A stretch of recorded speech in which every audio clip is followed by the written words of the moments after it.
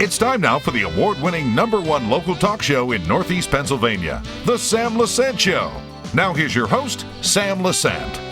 Thanks for joining us, my friends. How many times have you heard in your life, if you only had common sense? If we only had common sense. My father, my grandfather, and many of them had doctor's degrees in common sense, and they were able to solve a lot of problems in their lives. Well, my guest today, I'm very excited to have Father Joe Sica on my show today. He's been writing for 19 years. He's just an incredible person. He's taken common sense to the nth degree and been able to just make people think of how they can get along in life a lot better. He wrote many books. I enjoy always the Lenten season when we read his book. This year was Let God Work Wonders, which is the title of the show. But folks, you're in for a real, I'm going to say treat is beyond that. Some of the things, let me give you an example. Here's the introduction to his book. Life is what you've been given, but not always what you want. It's filled with the unexpected. In the blink of an eye, headache, trouble, and hurt can strike. Dealing with painful circumstances. How you do it is entirely up to you. Do you put your head in the sand, hoping the problems will magically disappear? Funny thing about troubles, they're patient. And if you ignore them, they just keep getting bigger. This is the introduction of Every Day with Reflections. Father, thanks for coming on the show. Thank you for having me, Sam. I'm honored to be here. Oh, it's my pleasure. I've been trying to get you for a couple of years. And you're a great man. Thank you. Finally, we got it. Thank you. Thank you. Let me ask you, you've been writing for 19 years, and you're filled with such common sense. It's pathetic. Thank you. I mean, it's no genius here, okay? But the way you put things, and I'll read some things and I want you to reflect on them. Sure. How did you start with this? I started when I was on sabbatical at Catholic University in the year 2001, and my dear friend was Avery Cardinal Dulles. And he said to me, you could spend your time down here and just enjoy 6 months, or you can write something. I said, what am I going to write? He said, well, you've given talks. Why don't you start writing some things? And he said, remember, he said, you're in a parish, you're a pastor. Keep it simple so people can understand it. Don't make it complicated.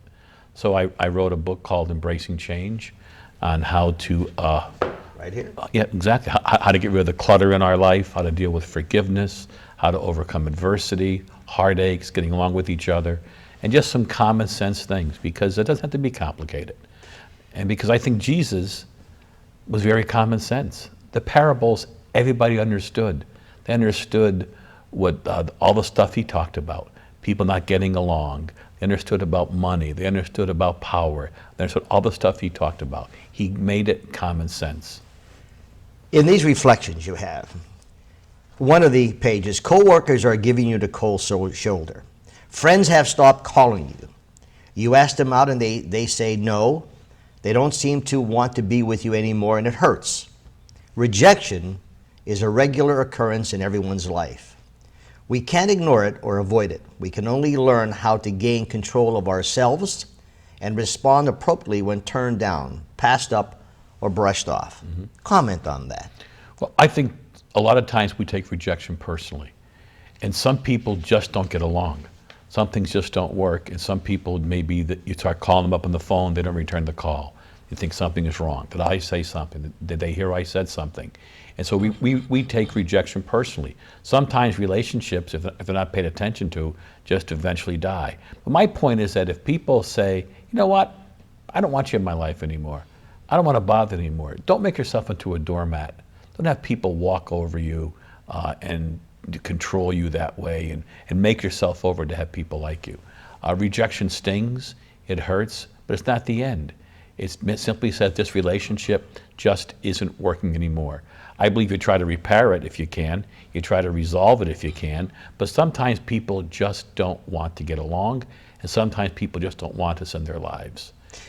Should you pursue it if you have a rejection in some? I think you sit down and say, hey, can we talk? Uh-huh. What happened here? Did I say something? Did I do something?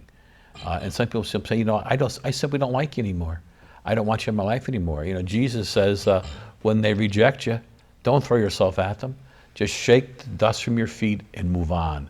And I talked about In my new Lenten reflection coming out next year, which I already have written, doormat syndrome. When people turn us down, when people reject us, we become their doormat. We let them walk over us. In other words, I want you to like me.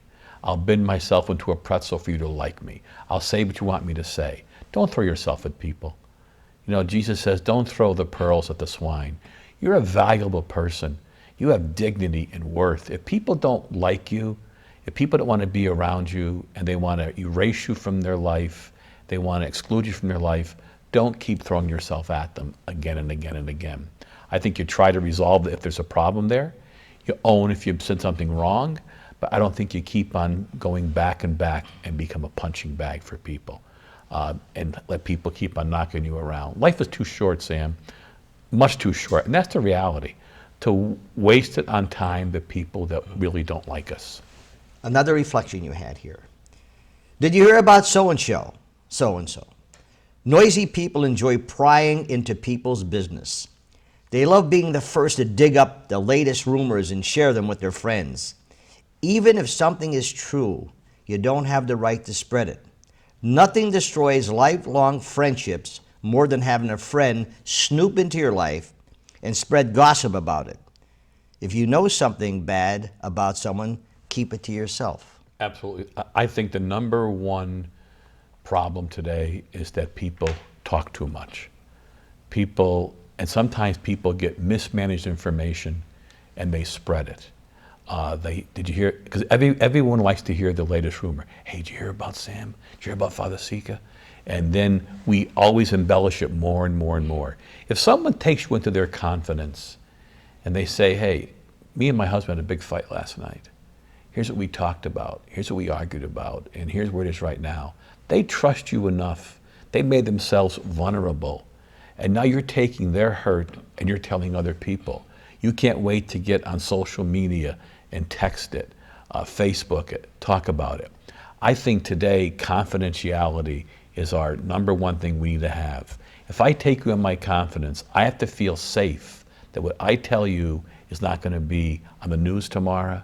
It's not going to be on your website. It's not going to be on email. It's not going to be text.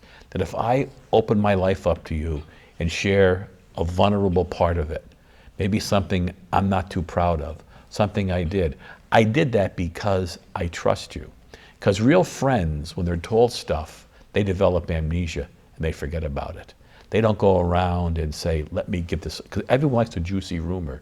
But I look at people say, oh, I got 100 friends. You really don't have 100 friends. You have maybe 1, 2, or 3 friends who actually do have your back, actually do have your best interest, actually do say that when you tell me something, it dies with me. And I have 1 or 2 friends in my life like that.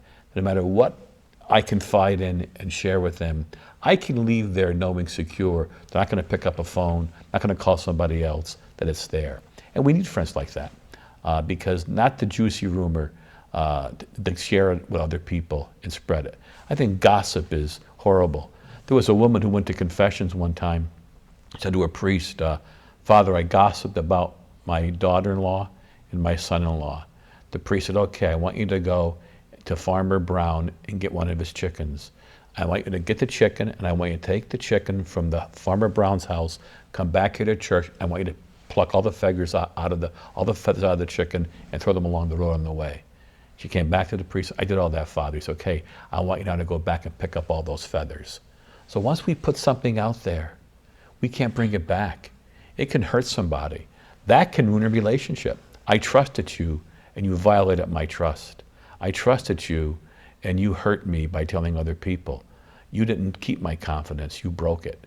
The rumor mill in the church, and let me tell you, priests love rumors. Priests love to hear things. People love to hear things. But confidence is so important to keep things to ourselves because relationships are destroyed without that. Why is it, Father, that some people get joy in spreading negative rumors that hurt people, even if they're true? Yeah. And the damage they do, the whispering, the gossiping, how they hurt people. Why is it?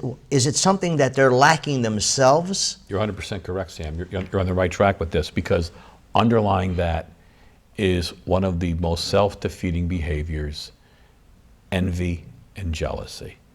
That you may be very successful, and really, I'm not really happy with that. I'm a little envious of you, but you worked hard.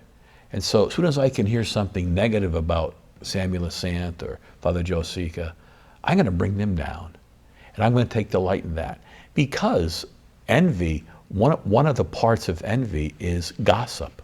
That when I envy you, I'm going to gossip about you. Oh, he didn't work hard for what he has. His parents gave it to him. That's not the way she really looks. She's all full of makeup. Because envy has a whole continuum. It goes with disliking the person. Because envy is not jealousy. Envy is, I crave what you have. And if I can't have it, I'm going to bring you down. I'll talk about you. I'll spread rumors about you, whether they're true or false. And that's what people do. Because they're so insecure in themselves, they don't feel safe in who they are, they'll bring somebody else down. And that's why they start talking about people. How do we help them? We confront them. We get right in their face and tell them, stop it. I don't want to hear any more about it. And these are the boundaries. You do it again, and the friendship is over. I'll forgive you this time, but you keep on doing it. I'll forgive you, but I'm not going to have you in my life. I'll be very cautious what I tell you. I'll be I'll keep my guard up. I'm not going to risk getting myself hurt or wounded because of what you did to me before. And that's how we help them. We help them by calling them out in their behavior. Say, do you understand what you did, how you hurt me, what you did? You think then you get into a conflict? Absolutely, because they'll deny it. Yeah. And they'll deny it, they'll cover it up, they'll try to change the conversation, they'll try to say it wasn't a big deal, or they'll own it. And they'll say, I'm sorry, it won't happen again. See, and that's where people get confused. People get confused with forgiveness and reconciliation. They're not the same. I can forgive you, but never reconcile with you. Because forgiveness is for me. Reconciliation is for us. Because when you hurt me with gossip or rumors or untruths, I don't want to go through life and be bitter and angry and resentful. If I do, that's going to eat away at my soul. So I have to forgive you. I don't approve of what you've done, but I forgive you. I'm not going to live in my head anymore and rent space and give you that power in my life. Reconciliation means you want to come back in my life, you're going to stop talking about me, breaking my confidences. Or even on the greater scale, you can't lie to me, you can't hit me, you can't keep on drinking. Reconciliation means if I'm going to put it back together, there got to be changes in the behavior. And I'm going to give you time to do that. Forgiveness is very tough for some people. We, probably you know more than I do, we have families that are broken up. Mm-hmm. We have brothers not talking to brothers. Absolutely correct. Sisters not talking to sisters. Sometimes daughters not talking to fathers, and You're right. sons not talking to mothers. I mean, and so when you boil it down, it becomes like we say silly things that cause these. How do we get a person, particularly in families, to understand what it means to communicate with their families? Hold that thought. Folks, I'm talking to Father Sica. Many books, I told you. He's got a master's, doctor's degree in common sense. Embracing Change is one of his books. Forgiveness One Step at a Time. I'm telling you, folks, these books are fantastic. We'll be back right after this. Welcome back to the Sam Lesante Show. Remember, folks, 24/7, you can watch all of our shows. We produce 21 original programming. Download our app. Just search SSP TV or Samson Productions.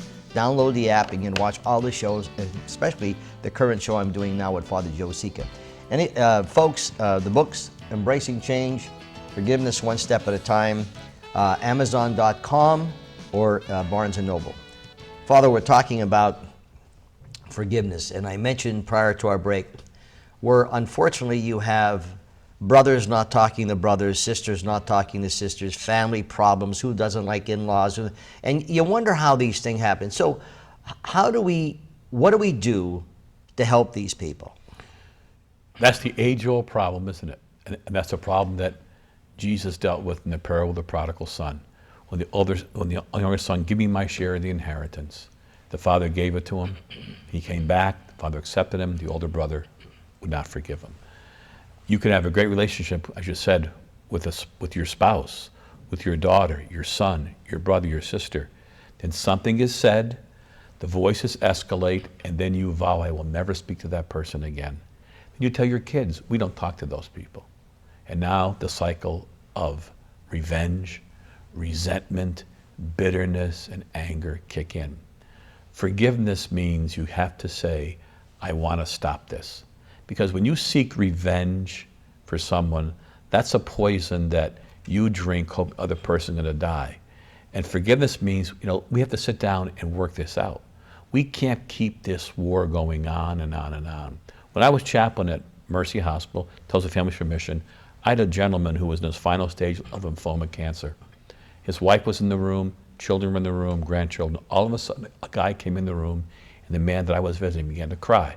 I said, what's the matter? That's my brother, Father. We haven't spoken in 40 years. I said, you got to be kidding me. He said, no, we had a fight over a piece of property up in Ransom, and for 40 years, my brother shut me down. The brother said, it took this for me to swallow my ego and say I was wrong. I really wasn't cheated by my brother. I thought I was, but I wasn't, and I vowed I would never speak to him. They hugged each other, they cried, and then he introduced the brothers to his nieces and nephews he never met. I think all of us, even your listening audience, we can put ourselves in that story. Somebody has come into our life and caused us damage. They said the wrong thing, they let us down, we thought they were our friends, they didn't show up. Or when mom and dad are dividing up the stuff, why did you get more than I got? I wanted the jewelry, I should have got the house, you got more money than I got, and then they start to fight. The war goes on. Forgiveness means we can't let this bitterness, anger, and resentment, and anger, and hatred, and revenge rule our lives. Because if it does, it turns you into people nobody want to be around. I sat with a woman a couple of weeks ago. She's divorced now for 6.5 years, and she still talks about her husband with venom, anger, and bitterness. And I said to her, you know what? He's out of your life now for 6.5 years. Look what he's turned you into. People don't want to be around you. They don't want to hear about it anymore. You have to come to a point now where you're going to forgive your husband. Forgiveness is not approving of what your husband has done. You can't approve the fact that while you were home raising your kids, he had an affair. Forgiveness means I'm not going to forget it. It's going to be there, but the memory's not going to dominate my life right now. Only when I forgive someone do I let them go. Because see, we think if I forgive, I let you off the hook. What you did was okay to me. It's not okay. It's not okay you stole from me. It's not okay you lied to me. It's not okay you cheated on me. But I don't want to become your prisoner. I don't want you to own me. So families have to sit down and say, you know what? Maybe it can never be as it was before. Maybe we can get along. We have a family wedding coming up. I don't want to have to avoid you or say, I don't want to sit at the table with those people. I'm not going to talk. Don't invite them or I'm not going to come. Forgiveness means we have to be civil to restore some harmony for me. Reconciliation means maybe someday we sit down and we say, why? I talked to a young man who's going to have a conversation, as a matter of fact, this week with his father. And he only wants to ask his father one question. Why did you always beat me when I was a kid? He said, my father may have no answer, but I have to get it out there to find out why he did that. Because this young man has unfinished business with his father. And unless he has this complete, he'll never have the peace he wants in his life. And then he's going to say to his father, you know what, Dad, I forgive you. I forgive you for what you did. I talked to a young man who said, what my dad did to me was horrible. He always would put me down, compare me. And I said, well, you have to forgive your dad. He said, well, my dad is dead. I said, well, get in the car and go to the cemetery and forgive him. And on a rainy afternoon, he went to the cemetery in Scranton Cathedral, stood over his father's grave and talked to him. See, forgiveness is we have to get it out there. We can't hold on to anger, Sammy, resentment, and bitterness. If we do, it turns us into someone that people don't want to be around. Because forgiveness is not for them. It's for me. I don't want to be held with anger and resentment, anger, bitterness. I want to have some peace in my life. I don't approve of what you've done. I don't forget what you've done, but I'm not going to let it dominate my life right now. And I'm not going to seek revenge. And I'm not going to go spread rumors about you.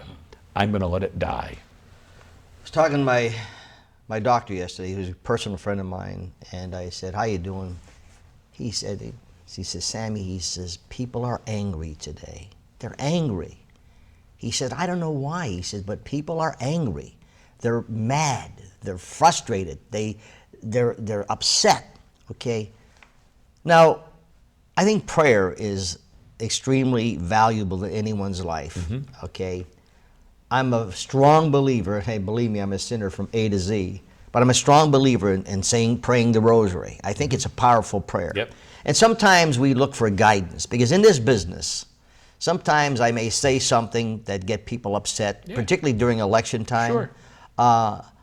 What do you recommend so someone becomes less angry? And your doctor's 100% correct. People are angry and don't know why they're even angry, who they're angry at. And I once read that anger is one letter short of the letter danger. That when you're angry, you're in danger. And a lot of people, I've discovered in my ministry, stockpile their anger. They keep it there. And it's not something that you said to them or something that they just heard. It's something that happened a long time ago, and you were the straw that broke the camel's back. A lot of times a spouse will say, "Where are you coming from? You just hit me like a ton of bricks. Go out that door and come back in again. Where's all that coming from?" That's because they haven't resolved their stuff. I think in prayer, and you mentioned it, when we sit down with God, whoever we know God, in the morning or in the evening, bring it to God. Say, "God, here's where I'm angry. Cool the flame here. Turn it down a little bit. Help me not to act from my anger. Because I don't want to say something's going to hurt somebody. I don't want to destroy a relationship." Because, we tell people when, in recovery, we tell them to practice the word halt. When you're hungry, when you're angry, when you're lonely, when you're tired, now we even say halts. When you're sick, don't deal with people. Because you have a chance then of hurting the relationship. Step back. Bring it to God in prayer and say, "God, give me the ability to say the right words. Cool my anger. Let my anger go. Find out why I'm angry, and then deal with it. Always trace and then diffuse it, but don't let it become a flame, because it will kill you." You said something about bottling up, okay, and you have this attitude sometimes, "I'll get even with you." You're right, Sammy. "I'll get even You're with right. you. I'll fix you someday." That's right. You think for a while, I'm going to get... So, and they harbor that. That's right. Okay, That's right. and they live with that. That's right. And you talking about something happens and they blow up. And That's you say, right. "What's going on here?" Yeah. Okay? Yeah. What advice do you have for people who are bottling this stuff up and have that revenge and anger and they cannot enjoy their lives because they're having all this energy sucked out of their bodies? They need someone to talk to, whether it be a priest, a counselor, a spouse, a good friend. And you can't keep piling things up. You can't keep shoving things under the carpet. You got to deal with things as they're coming along. You got to vent it, get it out, scream, yell, hit a pillow, whatever you got to do. Because what you say is 100% true. When it's bottled up, it's going to explode. And people are going to say, "Where the heck are you coming from?" Hey, I didn't do anything wrong. And it wasn't what you did. You were the straw that broke the camel's back. You unplugged the bottle, and out came the anger. So you got to sit down with people and talk. That's why I think the 12-step programs are wonderful, where people can sit down and vent what they're going through. Having a friend you can trust, you can vent. My question is, and we keep saying this word trust. You can trust in Jesus. There's no question about that. But sometimes you begin to develop a trust with somebody, and you find out that trust you've had, that person taking that trust and talked about you, and did you know about Sammy? Did you know about, did you know that 25 years ago he did, and 50 years, and his mother did this and his father did. Yeah. How do you know how to develop that trust in a person so you can live a better life? I'm talking to Father Joe Sica, my friends. The book is Embracing Change, Forgiveness One Step at a Time. This is part 1. We come back with part 2. We'll answer those questions. Remember, download the app, SSP TV. Watch us 24/7. You can get any of Father Sica's books. Believe me, get them on Amazon.com. This is part 1 of the Sam Lesante Show with a person that I admire so much, Father Joseph Sica. We'll see you next time.